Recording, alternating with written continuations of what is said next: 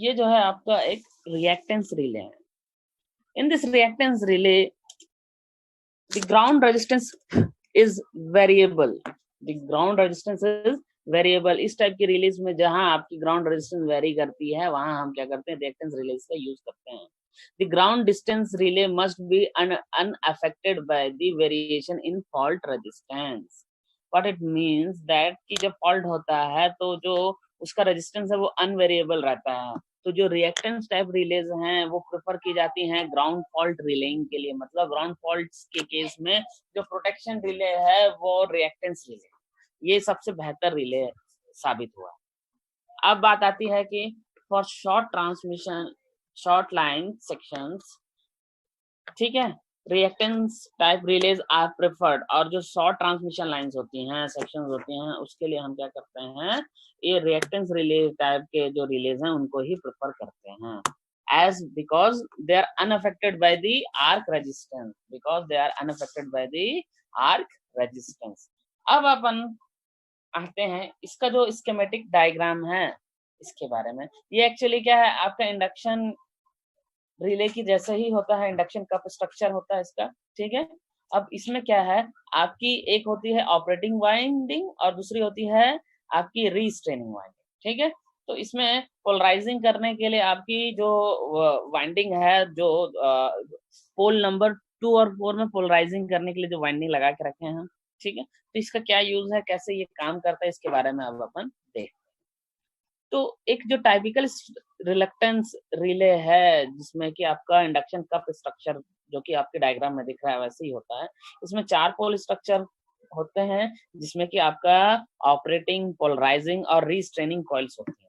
ये जो operating torque होता है जो डेवलप होता है, इसके बारे में हमने पहले भी पढ़ा है, जो कि by the interaction of the fluxes, जो फ्लक्स के इंटरेक्शन की वजह से जो ऑपरेटिंग टॉर्क प्रोड्यूस होता है due to the current carrying coils, that is the interaction of the fluxes in pole number ध्यान से सुनना, पोल नंबर आपका 2, 3 and 4।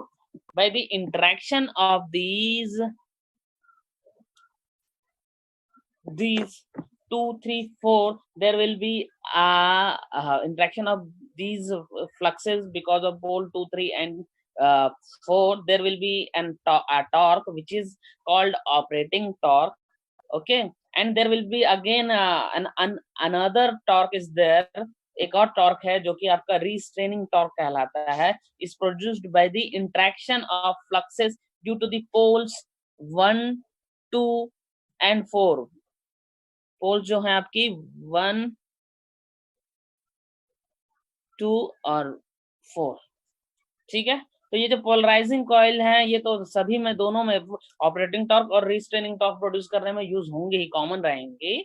लेकिन जो आपका करंट ऑपरेटिंग करंट जो कॉइल है, जो मेन करंट कैरिंग कॉइल है और आपका जो मेन वोल्टेज कैरिंग कॉइल है, वो दोनों की वजह से आपके 2 टॉर्क प्रोड्यूस होते हैं, एक रीस्ट्रेनिंग टॉर्क और एक होता है आपका operating torque. The operating torque is proportional to the I square while the restraining torque will be proportional to the VI cos theta minus 90. It is nothing but the directional element. We have already studied about that in the universal torque equation very deeply. So we need not to go in this. अब इसके बाद क्या होता है, जो restraining torque है वो proportional होगा VI cos theta minus 90।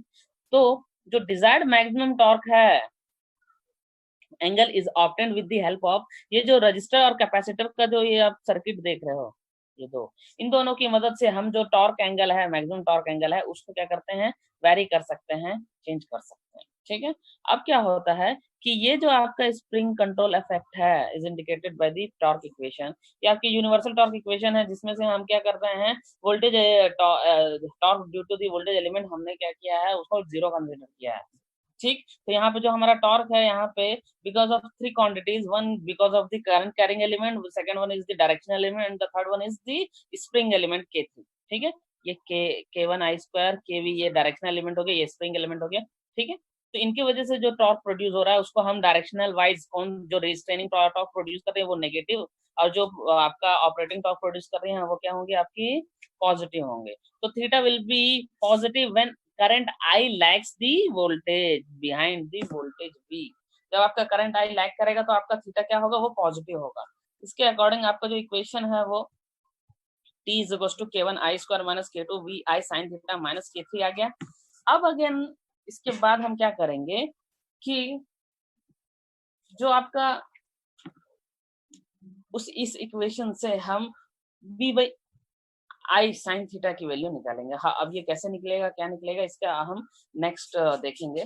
इसका नेक्स्ट पे जो अपलोड करना क्या हो जाएगा, नेट टॉर्क जो है वो क्या हो जाएगा, 0 हो जाएगा, क्योंकि नेट टॉर्क क्या होता है, T operating minus T restraining is equal to T होता है। तो इसके अकॉर्डिंग आपका क्या हो जाएगा कि this will become equals to 0, becomes to 0।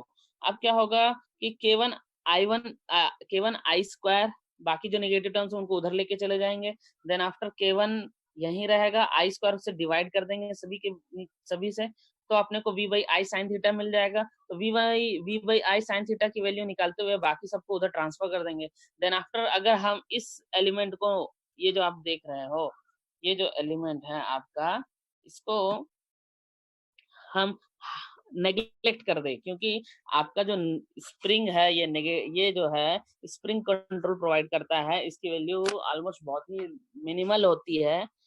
तो इसके अकॉर्डिंग अगर हम इस स्प्रिंग कंट्रोल को नेग्लेक्ट कर दें तो आपका v बाई आई जो है वो आपका इम्पोर्टेंस होता है z sin थीटा is equal to k1 by k2, that is nothing but the x। अब ये x क्या होता है,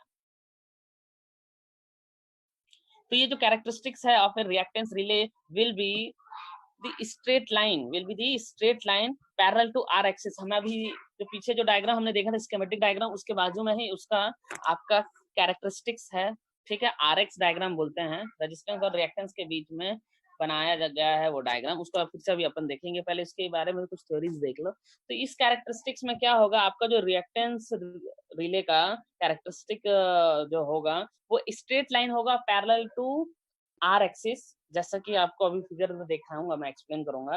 x is the reactance of the protected line, जिस लाइन का आप प्रोटेक्शन कर रहे हो, जिस ट्रांसमिशन लाइंस का जो प्रोटेक्टेड जोन में है, उसका जो रिएक्टेंस है वो है आपका एक्स, वो है आपका एक्स। ये जो एक्स है ये आपका उस लाइन का रिएक्टेंस है, ठीक है, प्रोटेक्टेड लाइन का।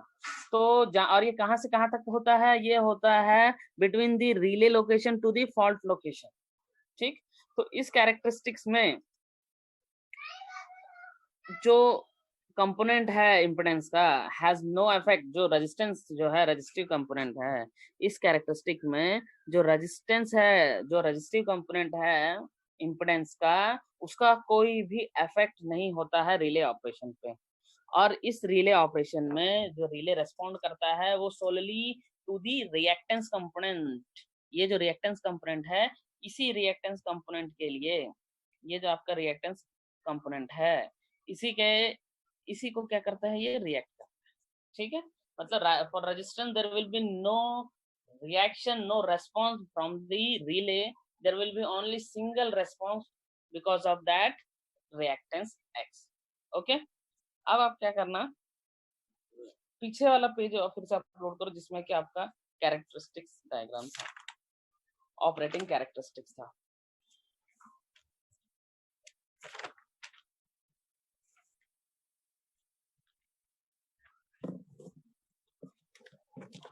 ठीक है, तो इस डायग्राम में आप लोग देख रहे हो, ये जो है आपका, ये क्या है, ये ऑपरेटिंग कैरेक्टरिस्टिक्स बता रहा है, ठीक। तो ये इस डायग्राम में देखना क्या दिखा रहा है आपको, कि ये जो है आपका एक आर एक्सिस है, इसमें जो है आपका ऑपरेटिंग कैरेक्टरिस्टिक्स है वो एक स्ट्रेट लाइन है और वो पैरेलल टू है आर एक्सिस के, इस एक्सिस के पैरेलल में ऑपरेटिंग कैरेक्टरिस्टिक्स। अगर ये इस तरफ आएगा तो ये हो जाएगा पॉजिटिव टॉर्क, और इधर आएगा तो ये क्या हो जाएगा, नेगेटिव टॉर्क, ठीक है। अब क्या है, ये जो x है इसकी value k1 by k2 depend करती है, r जो हॉरिजॉन्टल है, z जो हमेशा क्या होता है, इंक्लाइंड होता है, आपका कर्ण जो होता है ना वही होता है, ठीक है। तो ये था इसका operating characteristics, it is nothing but a straight line parallel to R axis. Okay, अब आपका आता है